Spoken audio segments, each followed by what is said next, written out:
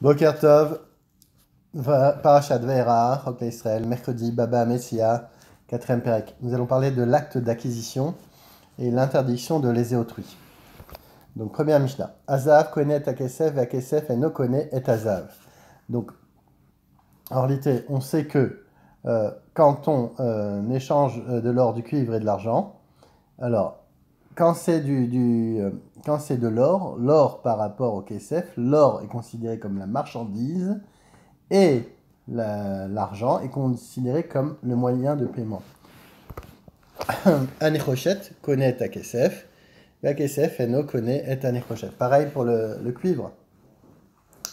Le kesef est encore le moyen, donc l'argent c'est le moyen de paiement, et l'echochet, donc le cuivre, c'est la marchandise. Donc c'est-à-dire qu'en réalité, on n'acquiert pas les pièces d'or et de cuivre. Dès qu'on a payé l'argent vendeur, chacun peut encore faire résilier son engagement. Il faut qu'il y ait un kinyan, c'est-à-dire qu'il y ait Agba par exemple. Alors, Ma'ot Araot, Konot et Yafot.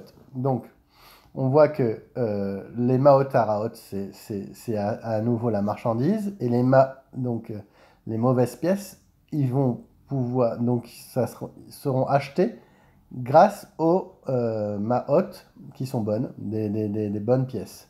Ayafot, Anot Konot et Tarot. Et inversement, non. Asimon, c'est un jeton, c'est-à-dire qu'il n'y a pas d'effigie, il n'y a rien du tout.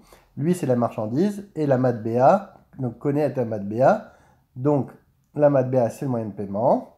Toujours la même chose, la matbea, no connaît est asimon. Metal, telin, konin est un matbea. Donc, on peut, avec des pièces, acheter des biens mobiliers. Vea matbea, no connaît metal, telin. Zeaklal, kol a metal, telin, connaît ze.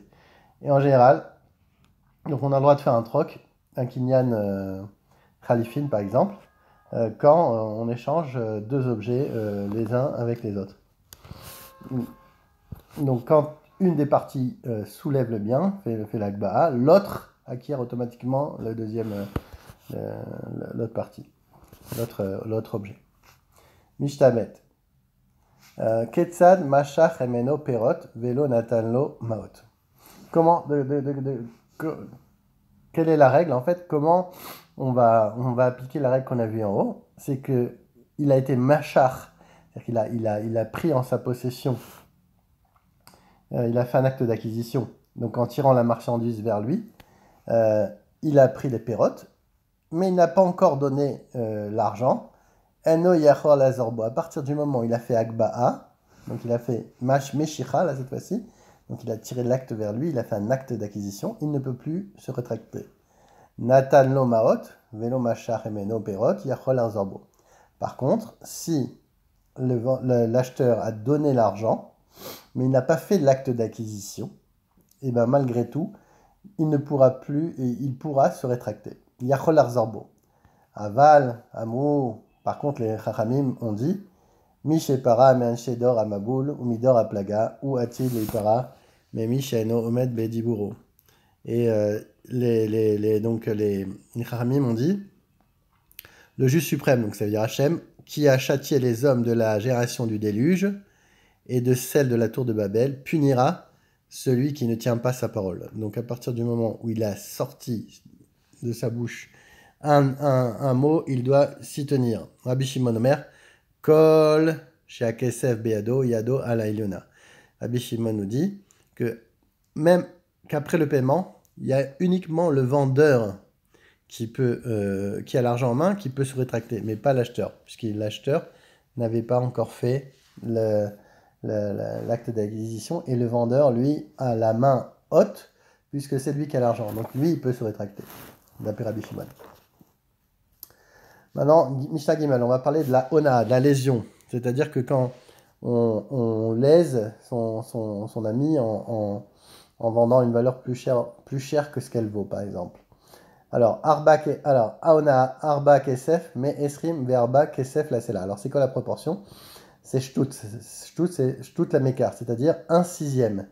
C'est-à-dire que si j'augmente mon prix de 1 sur 6, de plus de 1 sur 6, l'acheteur peut se rétracter. Ad matai mutar larzir, donc jusqu'à quand il peut revenir et se rétracter. Ad kede shere les tagar ou les crovos, jusqu'à qu'il montre l'objet à quelqu'un donc qui s'y connaît, un tagar par exemple, donc un commerçant, ou un karov, donc un proche qui s'y connaît. Ora Rabbi Tarfon Belod, et Rabbi a commencé, Rabbi Tarfon dans la ville de Lod a commencé à enseigner Ona'a Shmona Kesef la Sela. Lui, il a dit que la Ona'a c'était 8 sur un Sela, c'est 8 sur 24, c'est-à-dire à peu près un tiers. Et Kolayom Mutar les Arzir.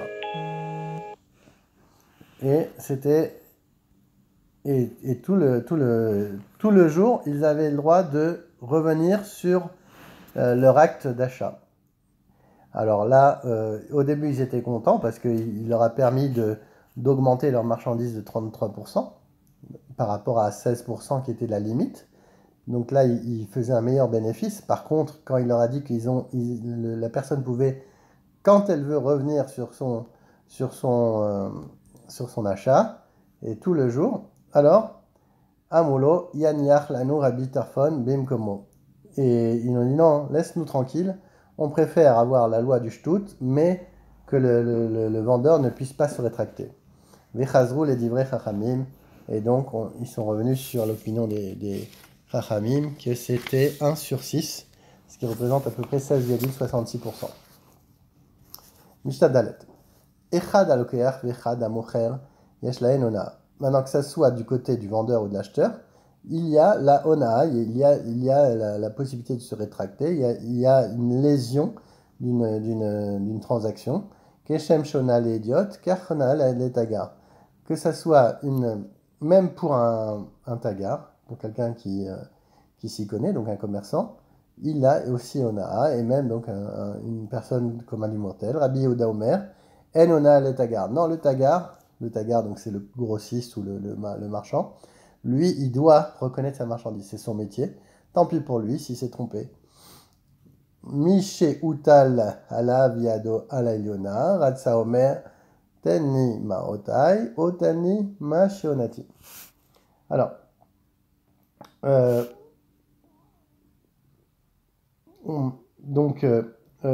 si on a revendu à bas prix, on considère qu'il a renoncé à ses droits parce qu'il avait besoin de liquidité pour une transaction plus avantageuse et qui regrette ma transaction. On accorde l'avantage donc à celui qui est lésé.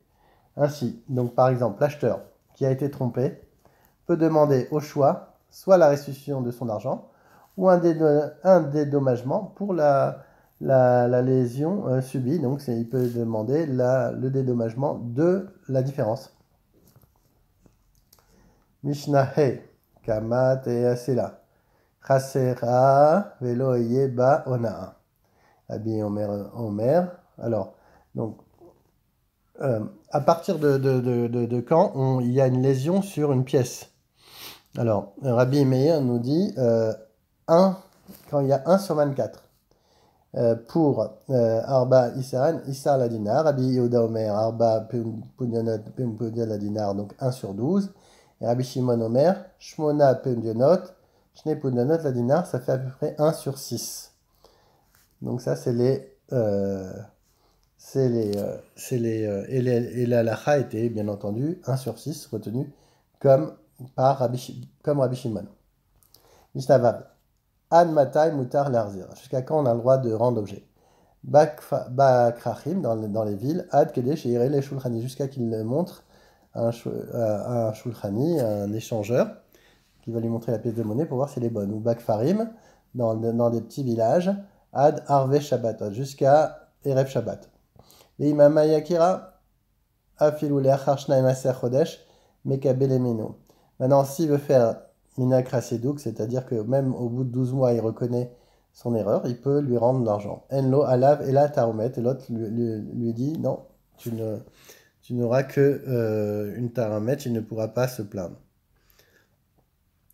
Donc celui qui a reçu la pièce ne peut donc éprouver que du renseignement à son encontre s'il refuse de la reprendre. même dans les 12 mois, mais après l'expiration du délai légal.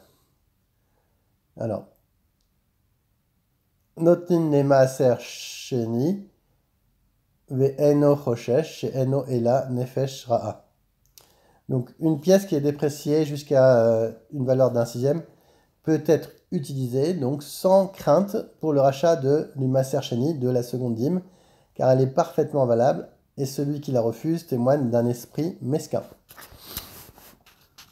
Mishnah Zain. Aona'a arba'a kesef ve'atana shte kesef. Donc, à partir de quand on a le droit d'aller au Beddin et faire jurer la personne? Donc, la ona'a, donc la lésion dans une transaction commerciale, c'est jusqu'à arba'a kesef. La ta'ana, shte kesef. Donc, ça veut dire à partir de 4 kesef, on peut réclamer la différence. L'ona'a, dire que c'est une lésion. Et une ta'ana, à partir de 2 pour la réclamer. Alors, pour Aoda'a, donc quelqu'un qui avoue dans ses Shavé Pruta. Alors, il y a Chamesh Prutot N. Il y a 5 fois, on voit le cas où la dose, c'est une Pruta. Donc, par exemple, Oda'a, Shavé Pruta, on vient de le voir. Aïcha Mekudeshet Beshavé Pruta, les Kiddushin d'une femme, elle peut recevoir une Pruta avec Mekudeshet. Va Nene Meshave Pruta Mina Egdesh Ma'al. La Meila, elle se fait à partir d'un Shavé Pruta, c'est-à-dire qu'il va profiter d'une chose qui est Egdesh à des fins profanes. À partir d'une Pruta, il sera Chayav. À Motse Shavé Pruta Chayav, les Achiz. Maintenant, celui qui trouve un objet qui vaut plus que Shavé Pruta, il sera obligé de les Achiz, de le publier et de dire qu'il a trouvé cet objet. A Gozel et Travero Shavé Pruta Nishbalo. Et Nishbalo, Iolechina Acharav Afilu Bemadal. Donc, celui qui a avoué avoir nié sous un faux serment le vol d'au moins d'une Pruta doit le rapporter à son propriétaire, même s'il doit le chercher jusqu'à Mada et jusqu'en Médi. Je crois que c'est la Perse. Mishnah Het, Chamisha Chumshin N. Il y a 5, donc Chumshin, c'est les 20%. Il y a 5 cas où il y a 20%. Aochel Trouma ou Troumat Maaser. Celui qui a mangé de la Trouma ou Troumat Maaser, ou Troumat Maaser Shel Dmaï, ou de la Trouma du Maaser de Dmaï qui est incertain. Vea Chala, aussi le prélèvement de la Chala.